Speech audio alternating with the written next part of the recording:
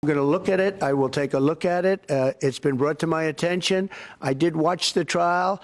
It looked to me like somewhat of a railroad job. I'll be honest with you. It looked to me like some people said some stupid things. You know, they were drinking, and I think they said stupid things. But I'll take a look at that. And a lot of people are asking me that question from both sides, actually. A lot of people think they got railroaded. A lot of people think they got railroaded. Barbara McQuade, we see now a pattern, of course, from President Trump that he's inclined to use the pardon or commutation powers for those who have been supportive and helpful to him. That includes former Congressman Michael Grimm here in New York. And now we have this moment in your home state in Michigan where these men were threatened to tie up, kidnap the governor of Michigan, the sitting governor.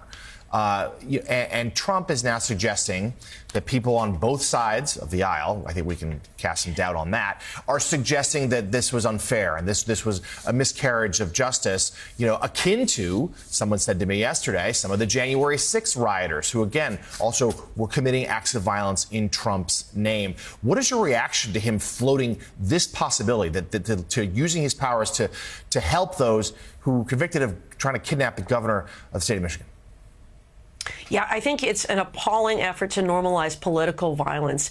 Some things to know about that comment. Number one, he said he watched the trial. He most certainly didn't watch the trial because federal court trials are not televised. So perhaps he watched some coverage of the trial. Some additional facts, he said that they said some stupid things. Maybe so. But in addition, there was evidence presented in that case that they created a fake shoot house, that they trained on extricating the governor from her shoot house and separating her from her security detail. And they surveilled the underside of a bridge that connects her home with the police department in an effort to avoid capture. So those additional facts were not known. The other thing that I think is important to remember here is the reason, the motive that these men had that was presented at trial was that they wanted to retaliate against her for her COVID shutdown orders. During that time, you may recall, Governor Whitmer was in a very public feud with President Trump, who posted online, "Liberate Michigan."